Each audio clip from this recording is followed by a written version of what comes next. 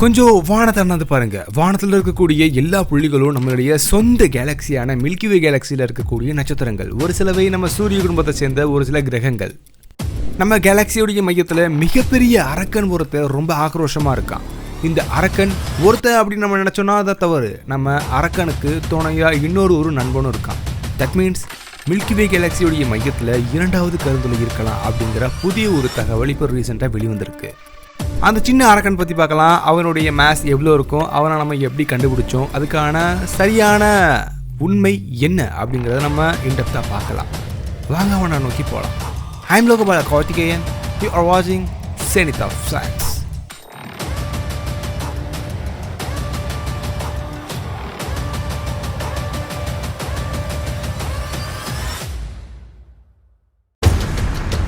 நம்மளுடைய விண்மீன் மண்டலம் இந்த கேலக்ஸி மில்கி வே கேலக்ஸி. இதோடைய மையத்தில் மிகப்பெரிய அசுரன் ரொம்ப ஆக்ரோஷமாக இருக்கான் அப்படிங்கிறத நம்ம பார்த்தோம். அவன் பேர் Sagittarius A அப்படின்றது உங்களுக்கு தெரியும். கிட்டத்தட்ட நம்மளுடைய சூரியனை 4.2 மில்லியன் சூரியனாக ஆக்குறோன்னா அதோடைய மேஸ் எவ்வளோ இருக்கும்? அந்த அவ்வளோ சூரியன் அடங்கிய மேஸ் அந்த ஒரு கருந்துளையில் மட்டுமே இருக்குது. ஸோ இது ஒரு சூப்பர்மேசிவ் blackhole அப்படின்னு சொல்லலாம். நம்ம பூமியிலிருந்து கிட்டத்தட்ட 27,000 ஒளியாண்டுகள் தொலைவில் இருக்குது. இது ரொம்ப அதிகம் நீங்கள் நினைக்க வேணாம். வெறும் 27,000 ஒளியாண்டுகள் மட்டுமே இருக்குது. ஏன்னா மற்ற பிளாக்ஹோலோட கம்பேர் பண்ணும்போது நமக்கு ரொம்ப நெருக்கமாக இருக்கக்கூடிய பிளாக்ஹோல் இது தான். ஓகே, Sagittarius A அப்படின்றது ரொம்ப பிரம்மாண்டமாக இருக்கக்கூடிய பக்கத்தில் இருக்கக்கூடிய பிளாக்ஹோல் அப்படின்னு நம்ம தெரிஞ்சுக்கிட்டோம். இதில் இன்னொரு ஹைலைட், இந்த பிளாக்ஹோல் தான் நம்ம மனிதர்களால் நேரடியாக பார்க்கப்பட்ட ரொம்ப அதிகமாக படிக்கப்பட்ட இரண்டாவது பிளாக்ஹோல். முதலாவது நம்ம ஈவன் ரிவிஷன் மூலியமாக நம்ம M87 அப்படின்ற ஒரு மிகப்பெரிய பிளாக்ஹோலை பார்த்தோம், புகைப்படம் எடுத்தோம் 2018 வாக்கில். அதுக்கப்புறம் Sagittarius A பற்றி நமக்கு அதிகமான தகவல் போக போக தெரிய வந்திருக்கு. அந்த வகையில் இந்த பிளாக்ஹோலை பார்க்கும்போது ஒரு சில நட்சத்திரங்களை நம்ம கண்டிப்பாக கவனிப்போம். அந்த வகையில் கிட்டத்தட்ட 20 ஆண்டுகளுக்கு தொடர்ந்து எக்கச்சக்கமான நட்சத்திரங்களை நம்ம கவனிக்கும்போது ஒரு சில நட்சத்திரங்களுடைய மோஷன் ரொம்பவே டிஃப்ரெண்ட்டாக இருந்திருக்கு. ஸோ இந்த ஆக்டிவிட்டி ரொம்ப டிஃப்ரெண்ட்டாக இருக்குன்னா அதை மாற்றுறதுக்கு கண்டிப்பாக ஒரு சின்ன ஈர்ப்பு விசை இருந்தே ஆகணும் இல்லையா? அவன்தான் சின்ன அரக்கன். பொதுவாகவே பெரும்பான்மையான கேலக்சியில் 2 கருந்துளை இருக்கிறத நம்ம பார்த்துருக்கோம். மோஸ்ட்லி சிங்கிள் பிளாக்ஹோல் அப்படின்றது இருக்கும். ஆனால் பல கேலக்சியில் கிட்டத்தட்ட 2 அல்லது 2க்கும் மேற்பட்ட கருந்துளைகள் இருக்கலாம். ஸோ அந்த வகையில் மேபி நம்மளுடைய சொந்த கேலக்சிக்குமே 2 கருந்துளைகள் இருக்கலாம் அப்படிங்கிற இன்னொரு கோட்பாடு தான் நமக்கு இதை இன்னும் அதிகமான ஆச்சரியத்தை ஏற்படுத்துது. கேலக்சியோடைய மையத்தில் இருக்கக்கூடிய இரண்டாவது கருந்துளை குட்டி கருந்துளை அப்படின்னு நம்ம சொல்லிட்டோம். குட்டி அரக்கன் அப்படின்றவன் கொஞ்சம் கம்மியாக தானே இருப்பான். ஸோ இதுக்கு விஞ்ஞானிகள் வச்ச பேர் இன்டர்மீடியட் மாஸ் பிளாக்ஹோல். இதை பேரிலேயே நமக்கு தெரிய வரும். சூப்பர்மேசிவ் பிளாக்ஹோல், ஹைப்பர்மேசிவ் பிளாக்ஹோல், அந்த வகையில் இன்டர்மீடியட் மாஸ் பிளாக்ஹோல் அப்படின்றத நம்ம கொண்டு வரலாம். பொதுவாகவே சூப்பர்மேசிவ் ஹைப்பர்மேசிவ் பிளாக்ஹோல் கண்டிப்பாக நம்ம சூரியனோட கம்பேர் பண்ணும்போது லட்சோபக்கணக்கான சூரியன்களுக்கு ஈக்குவலான மாஸ் இருக்கும். பட் இந்த குட்டி அரக்கன் கிட்டத்தட்ட 100லிருந்து 1000கணக்கான சூரியன்களுக்கு இடைப்பட்ட மாஸ் மட்டுமே இருக்கும். ஸோ ரொம்ப கம்மி தான். பட் அது இன்னொரு நட்சத்திரங்களை ஈர்க்கிற அளவுக்கு ரொம்ப சக்தி வாய்ந்ததாக இருக்கலாம் அப்படிங்கிறது தான் விஞ்ஞானிகளுடைய ஒரு மிகப்பெரிய நம்பிக்கை. இது இரண்டாவது இளம் பிளாக்ஹோல் எப்படி உருவாயிருக்கும்? நம்ம பொதுவாக பிளாக்ஹோல் எப்படி உருவாயிருக்கும்னு கேட்டால் கண்டிப்பாக எல்லாத்துக்கும் தெரியும். ஒரு பிரம்மாண்டமான நட்சத்திரம், சூப்பர் மேசிவ் ஸ்டார், அந்த ரெட் ஜெயிண்டாக மாறினதுக்கு அப்புறம் ஒரு மிகப்பெரிய பிரம்மாண்டமான வெடிப்பை ஏற்படுத்தும். இந்த வெடிப்பு கண்டிப்பாக அந்த சொந்த கேலக்சியில் எக்கச்சக்கமான அலைகளை ஏற்படுத்தும். ஸோ அங்கே இருக்கக்கூடிய மெட்டீரியல்ஸ் அண்ட் அதில் இருக்கக்கூடிய ப்ராப்பர்ட்டிஸ் பேஸ் பண்ணி அங்கே கண்டிப்பாக ஒரு பிளாக்ஹோல் உருவாகிறதுக்கான காரணம் இருக்கும். அது சாதாரணமான சூப்பர்மேசிவ் பிளாக்ஹோல். ஸோ அதே கோட்பாடு தான் இதுக்கு விஞ்ஞானிகள் இம்ப்ளிமெண்ட் பண்ணுறாங்க. ஒரு சின்ன நட்சத்திரம் ரொம்ப அதிகமான வெடிப்பை ஏற்படுத்துது. அந்த வெடிப்பின் காரணமாக அங்கே இருக்கக்கூடிய மெட்டீரியல்ஸ் அண்ட் அதோடைய ஓன் ப்ராப்பர்ட்டி ஒரு சின்ன பிளாக்ஹோலை உருவாக்கியிருக்கலாம். இது ஒரு சில விஞ்ஞானிகளுடைய நம்பிக்கை. ஆனால் ஒரு சில விஞ்ஞானிகள் என்ன சொல்கிறாங்கன்னா, இந்த பிளாக்ஹோல் உருவாகிறதுக்கு ஒரு சின்ன நட்சத்திரம் வெடிப்பு காரணமாக இருக்கிறதுக்கு வாய்ப்பு இல்லை. அங்கே இருக்கக்கூடிய மெட்டீரியல்ஸ் கண்டிப்பாக கொஞ்சம் நம்ம எதிர்பார்க்காத அளவுக்கு அதை ப்ராப்பர்ட்டிஸை பேஸ் பண்ணி அதுவாக ஒரு பிளாக்ஹோலை உருவாக்கியிருக்கலாம். ஸோ இந்த இன்டர்மீடியட் மாஸ் பிளாக்ஹோல் பற்றி நமக்கு முழுமையான புரிதல் கிடையாது. சரி, இப்போ நம்ம இந்த இன்டர்மீடியட் மாஸ் பிளாக்ஹோலை நம்ம எப்படி கண்டுபிடிச்சோம்? பொதுவாகவே நம்ம பிளாக்ஹோல் பார்த்தோம்னா பிளாக்ஹோலை சுற்றி எக்கச்சக்கமான நட்சத்திரங்கள் வளம் வரும், ரொம்பவே ஸ்பீடாக வளம் வரும். அதோடைய வேகத்தை நம்ம சூரிய குடும்பத்தோட கம்பேர் பண்ணோம்னா ரொம்ப அதிகம் தான் நம்ம கண்டிப்பாக சொல்லி ஆகணும். ஸோ அந்த வகையில் குழு S02 அல்லது S2 அப்படின்ற ஒரு நட்சத்திரத்தை பார்த்துருக்கு. இதோடைய சுற்றுப்பாதையை நம்ம ரொம்ப டீட்டெயிலாக பார்த்துருக்கோம். இது சாஜிட்டேரியஸ் ஏ ஸ்டாருக்கு ரொம்பவே நெருக்கமாக இருக்கக்கூடிய ஒரு நட்சத்திரம் சொல்லலாம். இது ஒரு நட்சத்திரம், ஆனால் இது ரொம்ப ரொம்ப நெருக்கமாக இருக்குது. இது இந்த கேலக்ஸியை, அதாவது நம்ம மில்கிவே கேலக்ஸியை கம்ப்ளீட்டாக ஒரு முறை சுற்றி முடிக்கிறதுக்கு 16 ஆண்டுகள் ஆகும். 16 ஆண்டுகள் ரொம்ப அதிகமாக இருக்குன்னு நீங்கள் யோசிச்சிங்கன்னா வாங்க நம்மளுடைய சூரியனுடைய சுற்றுப்பாதையை நம்ம கொஞ்சம் பார்த்துட்டு வருவோம்.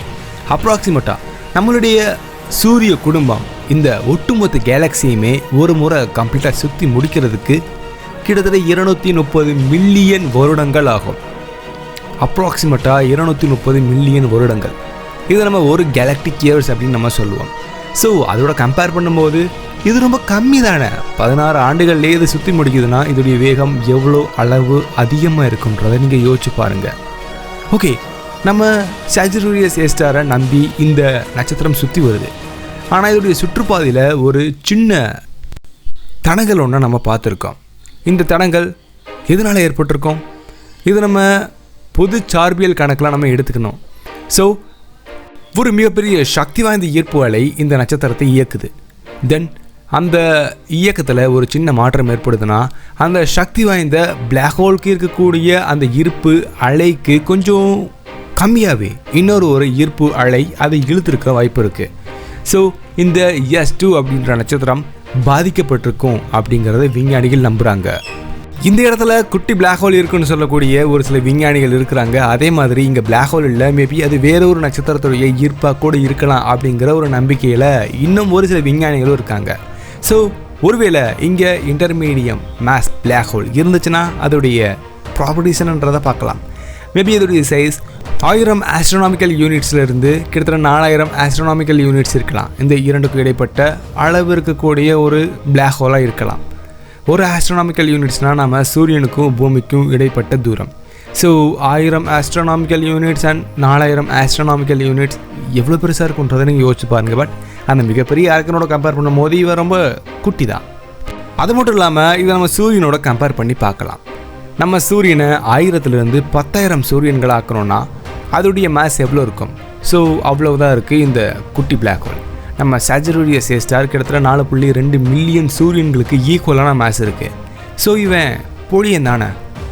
பட் இந்த பிளாக் ஹோல் இருக்கலான்றதை நம்பி ரொம்ப இன்டெப்த்தாக ஆராயக்கூடிய விஞ்ஞானிகள் இதோடைய மாஸ் வெறும் 400 சூரியன்களுக்கு ஈக்குவலான மாஸ் மட்டும்தான் இருக்குன்றதை நம்புகிறாங்க. ஆனால் இது எல்லாமே நம்மளுடைய நம்பிக்கை மட்டும்தான்.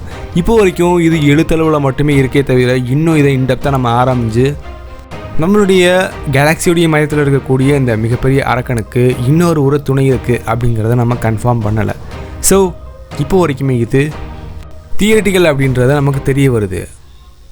நம்ம கேலக்ஸியோடைய மையத்தில் இன்னொரு பிளாக் ஹோல் இருக்குன்றதை நம்ம கண்டுபிடிக்கணும்னா இன்னும் நமக்கு கிட்டத்தட்ட பல 100 வருடங்கள் ஆகலாம். நம்ம கண்டிப்பாக நம்ம கேலக்ஸியோடைய மேலேருந்து பார்த்தா மட்டும்தான் தெரியும். நம்ம சொந்த கேலக்ஸியை பார்க்குறதுக்கு நம்ம ரொம்பவே கஷ்டப்படணும். இதுவே நம்ம வேறு ஒரு கேலக்ஸியோ வேறு ஒரு கேலக்ஸியோடைய மையத்தில் இருக்கக்கூடிய பிளாக் ஹோலோ நம்ம கவனிக்கணும்னா ரொம்ப ஈஸியாக பார்த்துடலாம். உங்களுடைய கண்ணை நீங்களே பாருங்கள். உங்களுடைய கருவிழி என்ன கலரில் இருக்குது, கருவிழியில் என்ன மாதிரியான மாற்றங்கள் ஏற்படுது கண்டிப்பாக பார்க்க முடியாது. நீங்கள் கண்ணாடியுடைய உதவியை நாடியாகணும். ஸோ அதே மாதிரி தான் நம்மளுடைய கேலக்ஸியை பார்க்கணுன்னா நம்ம கேலக்ஸிக்கு மேலேருந்து பார்க்கணும். அது ரொம்ப தூரத்தில் இல்லைன்னு நம்ம நம்பலாம்.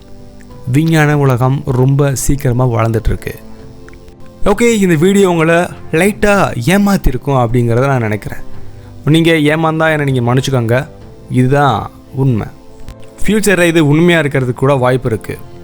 ஜெனித் ஆஃப் சயின்ஸை நீங்கள் தொடர்ந்து பார்க்குற நம்ம அடுத்த வீடியோவில் வேறு இன்ட்ரெஸ்டிங்கான இடத்துக்கு போகலாம். ரொம்ப டிஃப்ரெண்ட்டான ஃபீலை நீங்கள் அனுபவிக்கலாம். அதுக்கு நீங்கள் சப்ஸ்கிரைப் பண்ணணும் இல்லையா? சப்ஸ்கிரைப் பண்ணுங்கள். உங்களுடைய க்யூரியாசிட்டியை இன்னும் கொஞ்சம் இம்ப்ரூவ் பண்ணிக்கோங்க. zenith ஆஃப் சயின்ஸ் அப்படின்ற இந்த ஒரு சேனல் நேம் யூடியூப்பில் மட்டும்தான் இருக்கா அப்படின்னா கண்டிப்பாக கிடையாது. நம்ம ஃபேஸ்புக், இன்ஸ்டாகிராம், ஷேர்சாட் மாதிரியான வெவ்வேறு சமூக வலைதளங்களையும் இருக்கும். ஸோ சர்ச் பண்ணுங்கள், ஃபாலோ பண்ணுங்கள். மேபி உங்களுக்கு ஏதாவது கேள்விகள் இருந்தால் நீங்கள் டேரெக்டாக என்கிட்ட பேசலாம்.